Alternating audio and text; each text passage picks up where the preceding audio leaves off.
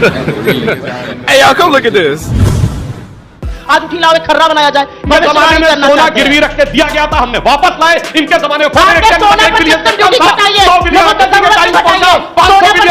Time में पहुंचा, 650 billion आ गए। बताइए इनके जमाने में लोगों की जरूरत की चीजों पे शुक्रिया अदा करता हूं। रोटी पीने खाने का सोने पर टैक्स कम कर रहे हैं।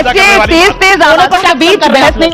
दोस्तों, इस वीडियो में देखिए कैसे कांग्रेस की प्रवक्ता Supriya Sule ABP news anchor Romana Isar Khan की बोलती बंद करती हुई नजर आ रही हैं और किस तरह से यूनियन बजट 2024 के ऊपर बीजेपी प्रवक्ता सुधांशु त्रिवेदी की धज्जियां उड़ाई। जैसा कि आप जानते हैं कि श्रीनेत अपने सवालों को कैसे बेबाकी से सरकार के आगे रखने और उनके नेताओं मुंह तोड़ जवाब देने के लिए हालांकि कई भक्त लोगों की तरफ से उनकी निंदा भी की जाती है और सुप्रिया श्रीनेत को इस बात से कोई फर्क नहीं पड़ता। वह बिना डरे बिना रुके सरकार की कमियों की आलोचना करती हैं। श्रीनेत ने बताया कि कैसे इस बजट में मिडिल क्लास का गला घोटने का काम सरकार ने किया है, किस तरीके से इनकम टैक्स जीएसटी ने मिडिल क्लास की कमर तोड़ के रख दी है। बीजेपी प्रवक्ता सुधांशु त्रिवेदी वहीं अपने घिसे पिटे सवाल राहुल गांधी ने ऐसा कहा था, सोनिया गांधी ने वैसा कहा था, बात को घुमाने में लगे हुए हैं। पूरा वीडियो देखिए, आप भी बहुत मज़ा आने वाला है। वीडियो पसंद आए तो एक लाइक ज़रूर करें और चैनल को सब्सक्राइब करें। तो देखते हैं वीडियो। लेकिन मैं वहीं से शुरुआत करूंगी जहां से शुरुआत बजट में हुई। रोजगार, बेरोजगारी।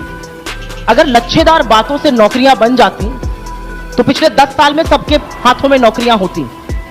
जलेबी गड़ने से नौकरियां नहीं बनती। नौकरी बनाने के लिए आपको अर्थव्यवस्था, आर्थिक संकट, कहां पर नौकरी बन सकती है, कैसे बन सकती है, वो समझना पड़ेगा। मैं 2 शब्द पहले बजट पर बोलना चाहती हूं। मेरा अपना मानना है ये कुर्सी बचाओ कवायद का बजट है। इसमें तमाम और राज्यों की अनदेखी करी गई है। मैं खुश हूं कि बिहार और आंध्र को ज्यादा दिया गया। बैसाखियां बवाल मचा रही थी, उनको देना जरूरी था। मैं खुश हूं। मैं चाहती हूं कि जिन 20 पुलों ने जल समाधि ले ली बिहार में, अब और पुल ना ले, अब पुल और सड़कें बन जाए। मैं चाहती हूं बिहार का, आंध्र का विकास हो। ये रोजगार वाले मामले पर आंकड़े हवाई हैं क्या, ये सवाल है। बताता हूं ये लोग किस प्रकार की अर्थव्यवस्था की बात करते हैं। आप लोगों ने इस बजट में देखा होगा, इंडिया का रेवेन्यू रिसीव्ड कितना है? 26,80,000 करोड़, यानी 27 लाख करोड़ से कम का रेवेन्यू रिसीव्ड। और क्या कहते हैं, हर परिवार को 1 लाख देंगे। परिवार कितने? 32 करोड़। भैया 27 लाख करोड़ की आमदनी है और 32 लाख करोड़ तो बांट देंगे। उसके बाद क्या होगा? न तनख्वाह, न पुलिस, न सेना, क्या होगा, कैसे होगा? और क्या कहा था? खड़ाखट 8,500 रुपए देंगे।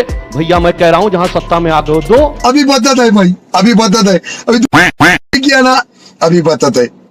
आपने यहां पर कहते कहते बड़ी बातें कही, अपनी सरकारों में क्यों नहीं कर देते? मैं तो आपको चैलेंज कर रही हूं ना महाप्रभु, आपकी सरकार है, इतनी जगह सरकारें 500 का सिलेंडर देकर तो दिखाइए, थोड़ी हिम्मत तो दिखाइए। इधर उधर की बातें करते, छोड़िए बातें। यहां पे ज्यादा कृषक नहीं है, यहां पर ज्यादातर मिडिल क्लास लोग बैठे हैं। इनसे क्या बैर था? इनसे किस बात की दुश्मनी निकाली गई? बचाव वाला मामला रह जाएगा। आ रहे कुर्सी पर भी आ रहे, इनके भक्तगण इनकी हिला रहे, हमें क्या जरूरत है? इनके सारे जो भक्तगण हैं वो खुलेआम लिख रहे हैं सोशल मीडिया पर, कभी बीजेपी को वोट नहीं देंगे, बीजेपी को वोट देके गलती करी। मिडिल क्लास की बात करें, मिडिल क्लास की बात करें, उसी पे आ रही। मिडिल क्लास ने क्या बिगाड़ा? मिडिल क्लास पर शॉर्ट टर्म कैपिटल गेन आपने 20% कर दिया, लॉन्ग टर्म कैपिटल गेन आपने 12.5% कर दिया, आपने डिविडेंड पर भी टैक्स लगा दिया। चलिए सब ठीक है। मैं एक छोटा सा सवाल पूछती हूँ, यहां पर कोई भी बोल सकता है, आपने 2000 में 10 लाख का घर लिया, आप परसों तक उस घर को अगर 50 लाख का बेचते तो इंडेक्सेशन एक प्रक्रिया होती है, क्योंकि इन्फ्लेशन बढ़ता जाता है तो इंडेक्सेशन होता है। इंडेक्सेशन के हिसाब से अगर 36 लाख 30,000 का इंडेक्सेशन अगर दिल्ली का कोई भी सर्कल रेट मानिए तो वो होता, तो आप 2,70,000 रुपए उस पर टैक्स देते कैपिटल गेन। इन्होंने इंडेक्सेशन ही हटा दिया, आग लगा दी, आग लगा दी, आग लगा दी। और अब झुंझुना दे रहे हैं कि हमने 12.5% कर दिया।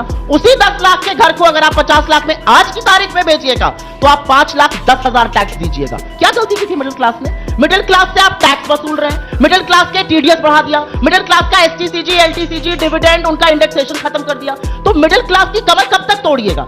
10 शब्द, महज 10 शब्द इस देश की वित्त मंत्री ने कल बजट के पैराग्राफ 3 में महंगाई पर बोले, और कहती है फूड इन्फ्लेशन को हटा दीजिए तो महंगाई नहीं है। पूछिए जरा लोगों से, फीस देने में कमर टूट रही है लोगों की, अस्पताल का बिल भरने में नानी याद आ रही है, ये कहते हैं महंगाई नहीं है। किस दुनिया में रहते हैं ये लोग? पेंसिल तक पर तो जीएसटी लगाया हुआ है। तेजस्वी लोग हैं हमारे पास, अगर हम करें तो करें क्या, बोले तो बोले क्या। आज असलियत यह है कि कॉर्पोरेट पे चौगुना हुआ है और कॉर्पोरेट टैक्स घट के 16% पे आ गया है। इनकम टैक्स और जीएसटी कॉर्पोरेट टैक्स से ज्यादा है, हमसे और आपसे कॉर्पोरेट से ज्यादा वसूला जा रहा है।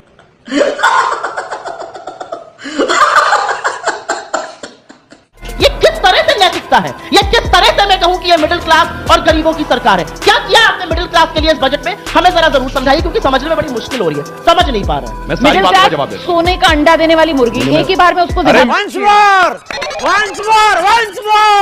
क्लास की बात करने वाले जिनके नेता ने कहा था इनहेरिटेंस टैक्स लगा देंगे। आपने लगा जो लोग दिया, ये कहते थे, आपने सुनिए, लगा अब दिया, देखिए, आपने चिल्लाने लगा लगी, दिया, आपने फिर चिल्लाने लगा लगी बीच में। मैं तो नहीं बोल रहा था आपके बीच में, लगा दिया। ये दिखता है कि किसको समस्या है। और जिन्होंने कहा था संपत्तियों का सर्वे करके बांट देंगे, किसकी संपत्ति का सर्वे करने वाले थे? झूठ बोलते किसको बांटने वाले थे? और क्योंकि आप झूठ बोलते हैं, इसलिए आप झूठ बोल रहे हैं, आप झूठ बोल रहे हैं। आप एक जगह दिखा दीजिए सैम पेट्रोल कहा चुनाव के लिए हटाया, चुनाव के बाद उसको रीलिस्टेट कर दिया, क्योंकि ये असली की बात। क्यों रीलिस्टेट किया? मिडिल क्लास की बात करेंगे, मिडिल क्लास की बात करेंगे, मिडिल क्लास, मिडिल क्लास की तो कमर ही तोड़ दी।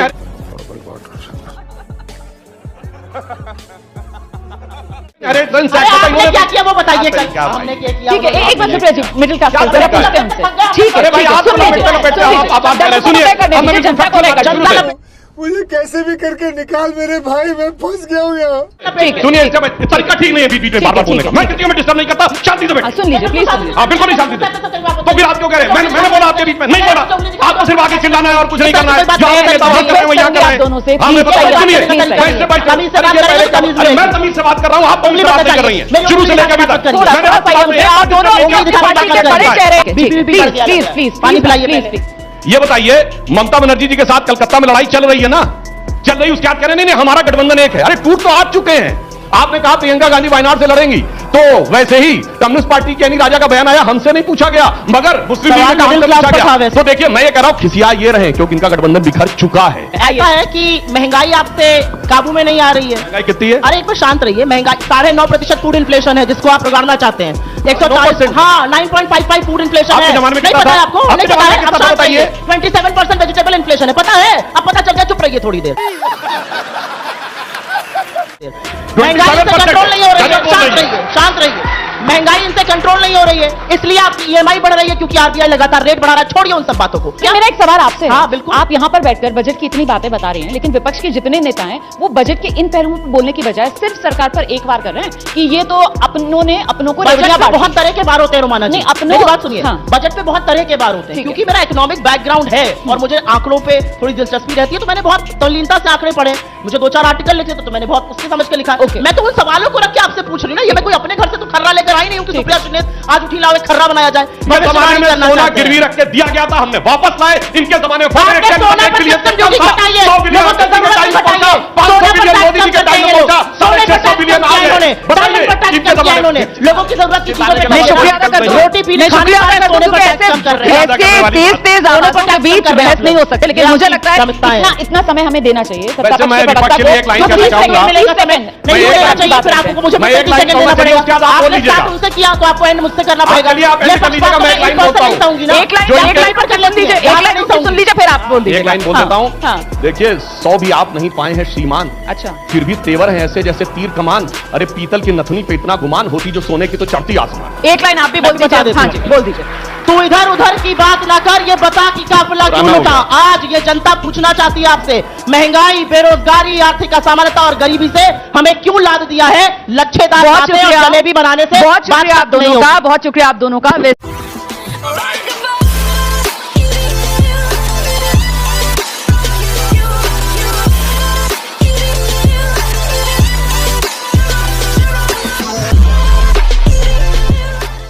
मेरा ये चैनल सब्सक्राइब करें और मेरे हर अपडेट आपको मिले, इसके लिए बेल आइकन जरूर दबाइएगा।